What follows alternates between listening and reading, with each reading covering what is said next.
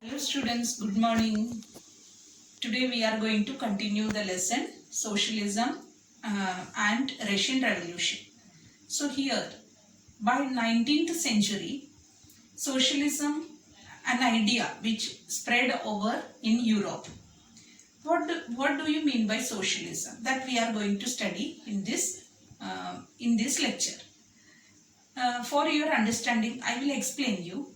There are two important ideas. One is known as capitalism.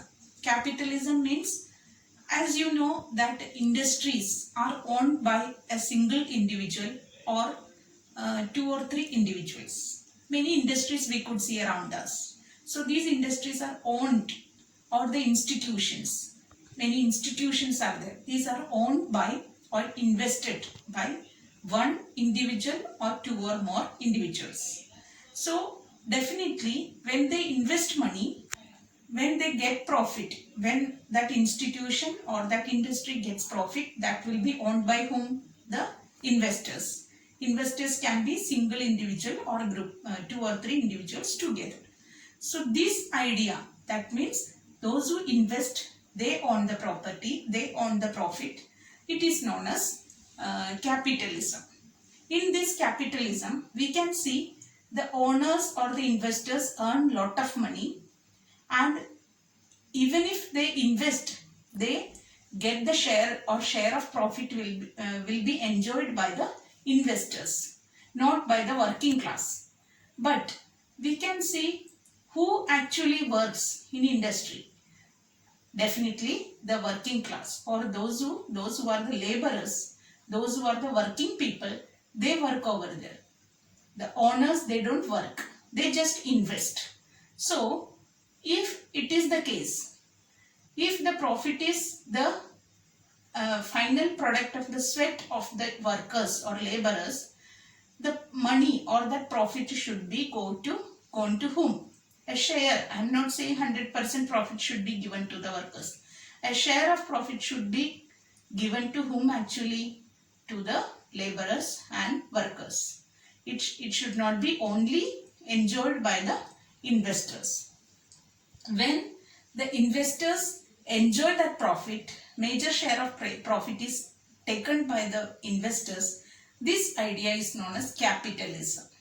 So capitalism, where richer section of society, they dominate on the working class, they dominate on the laborers, they exploit the laborers. This we can see as a feature of capitalism. But this capitalism was prevalent before 1917, or after, during the Industrial Revolution, we could see capitalism was one of the important feature. But during middle half of the 19th century, new idea emerged in European society, that was known as socialism. Now, what is socialism? Socialism means where it is the industries or the institutions owned by the individuals, but the profit should be collectively shared. Profit should be collectively shared to the investors, to the working class. Everyone should get a share of profit. This is known as the basic idea of socialism. So that socialism, they were the socialists, or the people who supported socialism, they were known as socialists. Socialists were against the concentration of money in few hands. That means against the private property. Only few individuals should get the profit, should get the money. They were against that concentration of money in few hands or private property. Now during this time, this socialism idea which emerged in Europe during those time. But in this socialist also we could see two types of people. One supported cooperatives. Okay, one group supported that government should run the government based cooperatives. Means government should control everything, and government is responsible. Government should control every institutions, everything, and definitely government look after the welfare of the people. So these two important idea emerged related to socialism. In that, Robert Owen, he was from England. He was a manufacturer. He himself made a community cooperative in Indiana, and he made that cooperative, where cooperative in the sense the owner himself and along with the workers together they work, and the profit is shared among themselves. Profit is not only owned by the investor, but it is shared, profit is shared with every workers. So this is known as cooperative. So, but it will be only of one person. Suppose my industry, then I will also work in that along with the workers, then I share the profit with equally with everyone. This is of one individual. This is known as cooperative. But suppose one of the group, they say that government owned cooperative should run, or government should control. That means government should possess the cooperative, government should run it, and government should divide the profits. So there will be definitely welfare of the people will be the main motto of that government. That is why this was another important idea, and this was done by Louis Blanc from France. He initiated, or he had suggested the idea that government should run the cooperative, government owned cooperatives, and the profit should be shared according to the work done by the members. That was the new idea that was done by Louis Blanc in France. So whatever it is, these all are related to the idea of socialism. So I think now is it clear to you about this idea of socialism and capitalism? Capitalism means it is extremely different. Socialism means it's mainly centered around the welfare of the people. Now, during those time, Karl Marx, one of the important philosopher, he had suggested, Karl Marx and Friedrich Engels and Karl Marx, they propagated many theories, many theses about the capital, about the socialist society, about communist society, etc. So Karl Marx, he had written a book known as Das Kapital. In that he had mentioned that all the property to be socially controlled. All the property should be controlled by the government. There should not be any single individual to control the property, but it should be controlled by the society. And here in the sense, the government should control the property, and it is known as communist society. So the idea of communist or communism, that is developed by Karl Marx. This was one of the important idea which was propagated by Friedrich Engels and Karl Marx, which paved way for the revolution which we are going to study, that is Russian Revolution. So Karl Marx had a dominant role in making the communist ideas. The socialism which spread in Europe by this middle half of 19th century, and many socialists. So I have told you one thing, that Karl Marx, he supported this communism or communist ideas, and he had propagated that communist society can fight against the capitalism. Only communist society can fight against the capitalism. And communism or communist society is a natural process. Like that, he had convinced the workers, and many workers were attracted to his communist ideas. Now the socialism, which was a new idea. Okay, so when a new idea was developed, it is spread. Many people will be inspired, and many people start following. It's a human tendency. Same way here in Europe, many people accepted socialism. Many workers especially, they were attracted towards socialism, and it spread. They started making their union or associations. That one of the association they had made in Europe, that was known as the Socialist Association, known as International. It was known as Second International, or that association was known as Second International.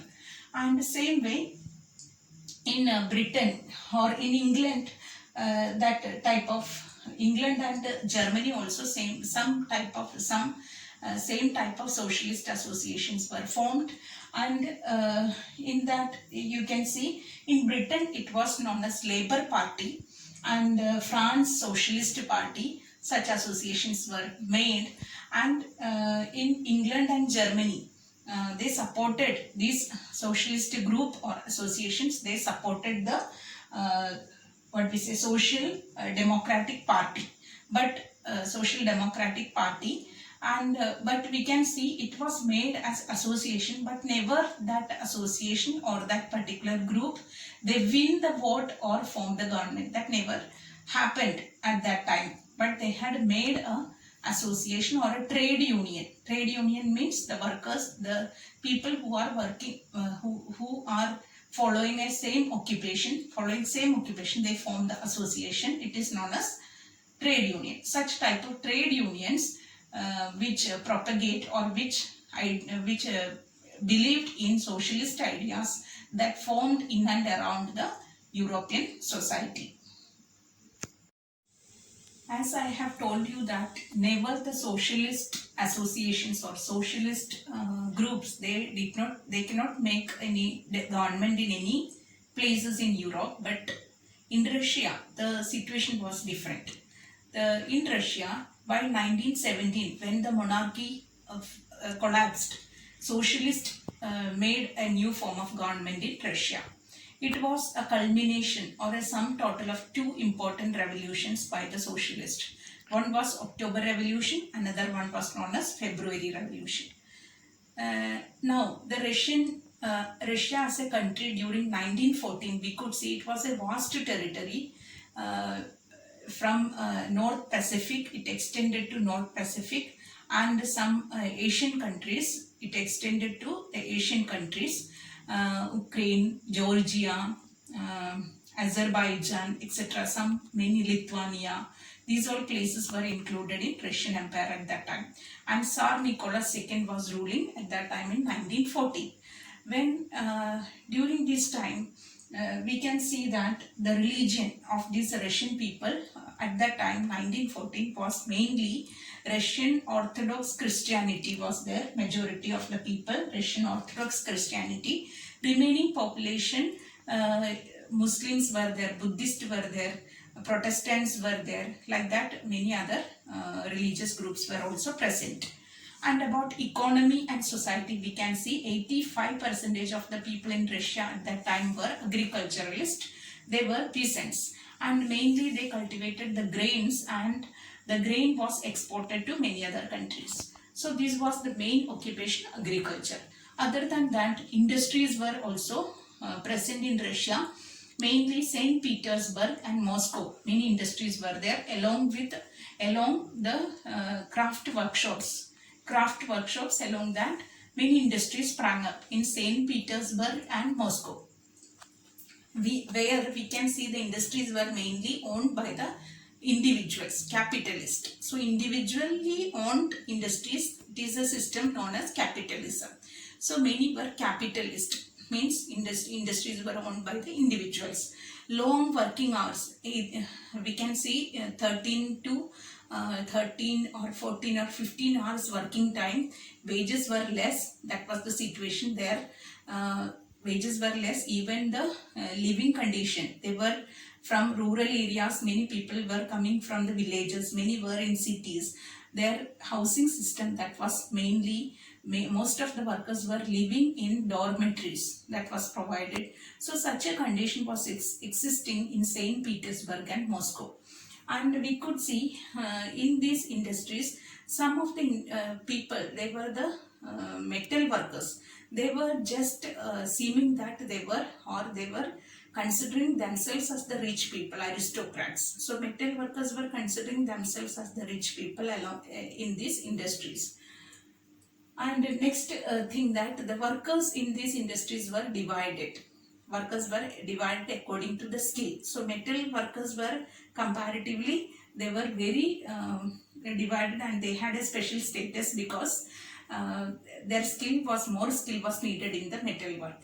That is why according to the skill, the workers were divided. And Another important thing that we can see, that these workers, they had a very much difficult situation in these industries, long working hours and very less wages, which led to many protests later. 31% of the industry workers were women, but their salary or the wages were less than men. There was gender inequality existing in these industries.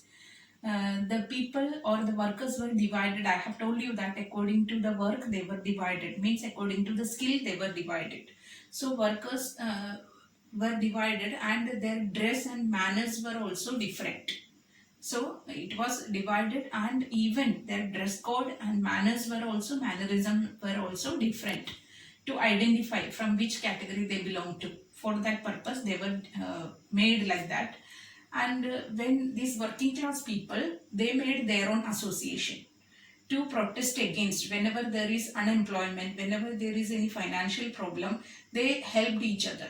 Sometimes the industrial owners, they suspend somebody, or they dismiss somebody, and some wage problem exists, or some problem related to unemployment exists, then these workers association or workers, they made their own group, and they protest against this industrialist or that capitalist. So they had conducted some protest or strikes conducted. Okay, so that were common in Russia at that time.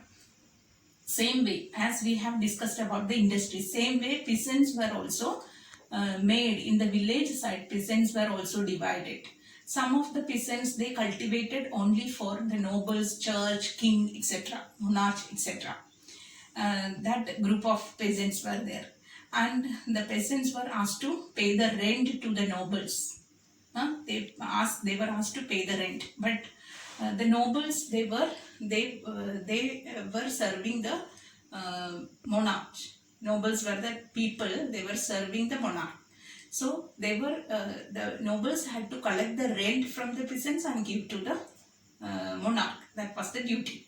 But these peasants, sometimes they asked for, the land is cultivated by the peasants. That is why in Russia, in the rural areas, peasants asked for getting the land ownership. But and also they asked for, if suppose they were not able to pay the rent, these people or peasants were against. Many times they refused to pay the rent, and many cases which happened in Russia, that there was continuous struggle between the nobles and the peasants. Sometimes it led to murder.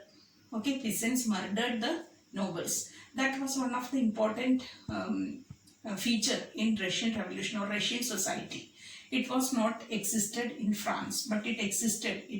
It was a feature in Russian society. So this was Russian peasants, their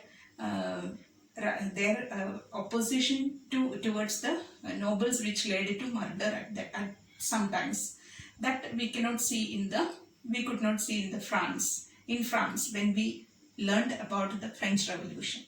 So these are the important thing which was the society and economy of Russia at that time.